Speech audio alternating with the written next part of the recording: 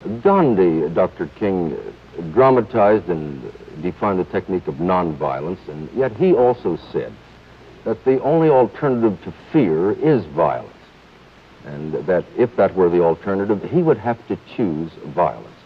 Do you subscribe to that judgment of Gandhi, or would you disavow violence under any conditions? Well, I think I would have to somewhat interpret Gandhi at this point.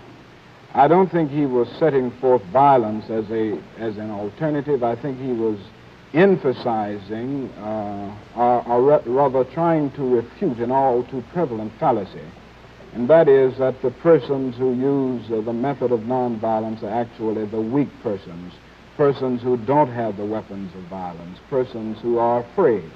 And I think that is what Gandhi was attempting to refute. Now, in that instance, I would agree with Gandhi that if the only alternative to violence, to fear, is violence and vice versa, then I would say fight. But it isn't the only alternative. And that is one point that Gandhi was trying to bring out. It seems to me that there are three ways that oppressed people can deal with their oppression. What are they, Dr. King? Well, one is to rise up in open violence, in physical violence. And some persons have used that method, persons who have been oppressed. But I think the danger of that method is its futility. I feel that violence creates many more social problems than it solves. May I interrupt you there, Dr. King? There are today certainly people who are forced to endure a kind of injustice that neither you nor even Gandhi in his time had ever seen. For example, would you regard the martyrs of Hungary's rebellion a year ago as misguided men and having used violence?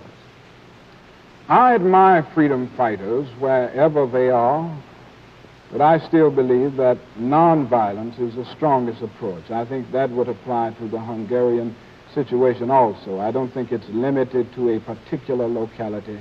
I think it should apply in every situation in the world where individuals seek to break loose from the bondage of colonialism or from some totalitarian regime or from the system which we confront in America. You truly believe, then, that nonviolence is the sole, the universal answer to injustice and oppression? Very definitely. Very definitely.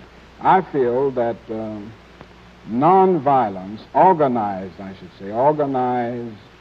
nonviolent resistance is the most powerful weapon that oppressed people can use in breaking loose from the bondage of oppression. Now, the other method that one might use is that of resignation or acquiescence. But I think that is just as bad as violence, because non-cooperation with evil is as much a moral obligation as is cooperation with good. You make a difference, a distinction between passive resistance and nonviolent resistance? Is that it? Well, I think that can be something of a semantical problem. If passive resistance means just passively accepting violence or injustice, if it means cowardice and stagnant passivity, then there is a difference, because nonviolent resistance does resist. It is dynamically active. It is passive physically, but it is strongly active spiritually. In a sense, would you regard it as moving into the Christian philosophy, too? You mean the doctrine of turn the other cheek to regard as positive rather than passive? I think it is positive. I think very definitely, if it is used properly and accepted with the proper attitude, it is a very strong method. It is a method of the strong man, not the weak man. Dr. King, the editor of the local newspaper here proposed an editorial the other day that I ask you to reconcile, as he put it, your passive resistance philosophy with your satisfaction, which you've expressed very clearly, over the use of bayonet force in the Little Rock situation. Well, I'll put that question to you. What is your answer to this editor? Well, I might say that I did back the president in his action in Little Rock, Arkansas.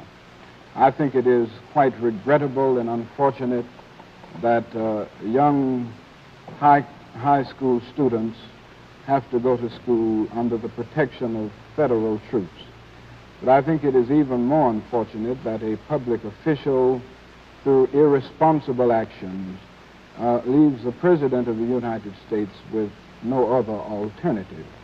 So I did back the President, and I sent him a telegram commending him. Now, your main question is, and the question of the editor of our local newspaper here is, how does this jibe with my whole philosophy of nonviolence? How does it?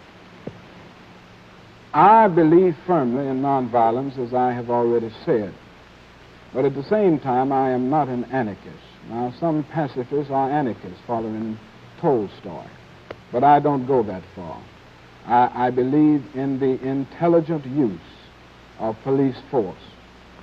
I think one who believes in nonviolence must recognize the dimensions of evil within human nature. And there is a danger that one can indulge in a sort of superficial optimism, thinking man is all good. Man does not only have the greater capacity for goodness, but there is also the potential for evil. And I think of that throughout my whole philosophy, and I try to be realistic at that point. So that I believe in the intelligent use of police force. And I think that is all we have in Little Rock. It's not an army fighting against a nation or a race of people. It is just police force seeking to enforce the law of the land. And this would be your answer to the editor. To explore another facet of the Little Rock situation, are you satisfied with President Eisenhower's performance on the racial issue? Well, I guess to answer that question, I would need to make a general statement. And that is that the Negro has been betrayed at many points by both political parties. I don't want to make this a party situation.